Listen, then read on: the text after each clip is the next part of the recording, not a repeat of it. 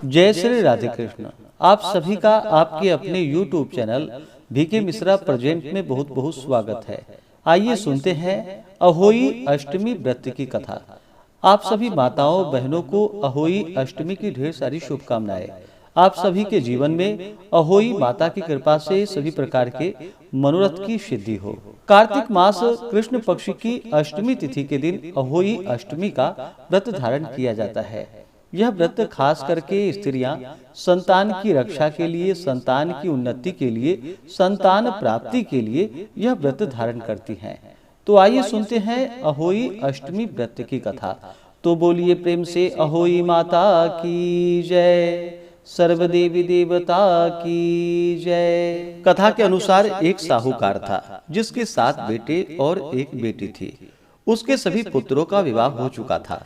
दीपावली के पहले 7 बहुएं अपनी ननद के साथ जंगल में मिट्टी लेने के लिए गईं। जहां वे मिट्टी खोद रही थी वहीं पर एक स्याहू सेई की मान थी। मिट्टी खोदते समय ननद के हाथों स्याहू का बच्चा मर गया। इससे क्रुद्ध होकर स्याहू माता बोली, मैं तेरी कोख बांध दूंगी। तब ननद अपनी 7 भाभियों से बोली, तुम में से मेरे बदले कोई अपनी कोख बंधवा लो। सभी भाभियों ने अपनी कोख बंधवाने से इनकार कर दिया, परंतु छोटी भाभी सोचने लगी, यदि मैं कोख नहीं बंधवाऊंगी तो सास जी नाराज हो जाएंगी। यह विचार कर ननद के बदले में उसने अपने कोख बंधवा ली। इसके बाद उसके जो बच्चा होता था वह 7 दिन के बाद ही मर जाता था। एक दिन उसने पंडित को बुलाकर पूछा, मेरी संतान 7वें दिन ही क्यों मर जाती है? तब पंडित जी ने कहा, तुम सुरही गाय की पूजा करो। सुरही गाय स्याहू माता की भायली है। वह तेरी कोख छोड़े तब तो तेरा बच्चा जीवित रहेगा। तत्पश्चात बहू प्रातः काल उठकर चुपचाप सुरही गाय के नीचे सफाई आदि कर जाती। एक दिन गौ माता ने सोचा, आजकल कौन मेरी सेवा कर रहा है, सो आज देखूंगी। गौ माता तड़के उठी। क्या देखती है कि साहूकार की पुत्र वधू उसके आसपास सफाई कर रही है। गौ माता उससे बोली, मैं तेरी सेवा से अति प्रसन्न हूँ, जो चाहो तुम वर मांग लो। तब बहू बोली, स्याहू माता तुम्हारी भायली है और उसने मेरी कोख बांध रखी है, सो मेरी कोख खुलवा दो। इस पर गौ माता ने कहा, अच्छा। यह कहकर गौ माता समुद्र के पार अपनी भायली के पास उसको लेकर चली। रास्ते में कड़ी धूप थी, सो वे दोनों एक पेड़ के नीचे बैठ गई।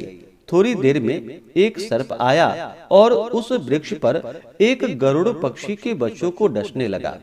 साहूकार की बहू ने सांप को मारकर ढाल के नीचे दबा दिया और बच्चे को बचा लिया।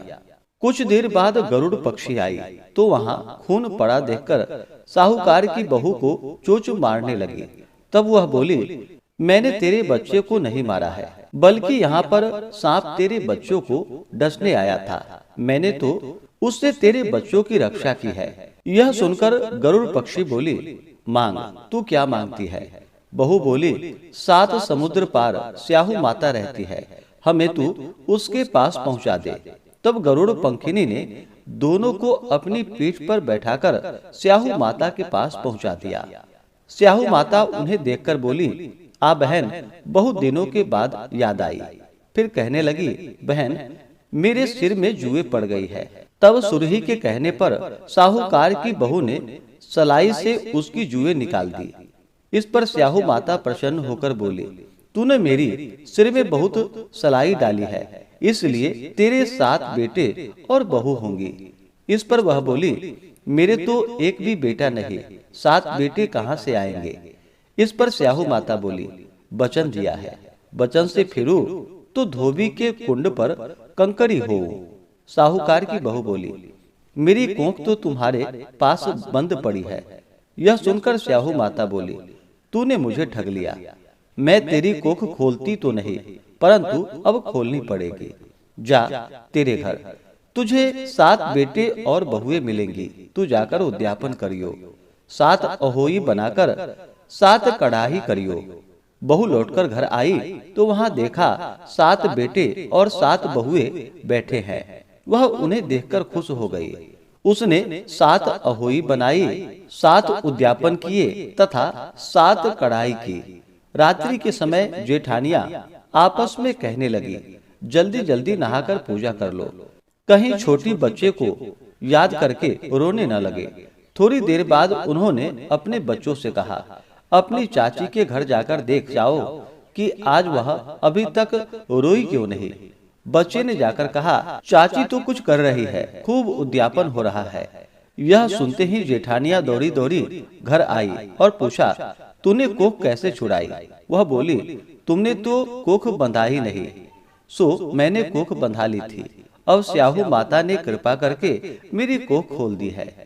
तो बोलिए प्रेम से स्याहू माता की जय, अहोई माता की जय। तो आशा करता हूँ कि यह जानकारी आपको अच्छा लगा हो। इसी प्रकार से ज्ञानवर्धक जानकारियाँ प्राप्त करते रहने के लिए, व्रत पूजा के बारे में जानने के लिए, कथा को सुनने के लिए चैनल पे अगर आप पहली बार आए हैं तो चैनल को लाल बटन दबा करके सब्सक्राइब करें, साथ में बेल आइकन घंटी को दबाएं ताकि आने वाली वीडियो का नोटिफिकेशन आपको समय से मिलता रहे। वीडियो को लाइक करें, शेयर करें, सुखी रहें और स्वस्थ रहें। जय श्री राधे कृष्ण। धन्यवाद।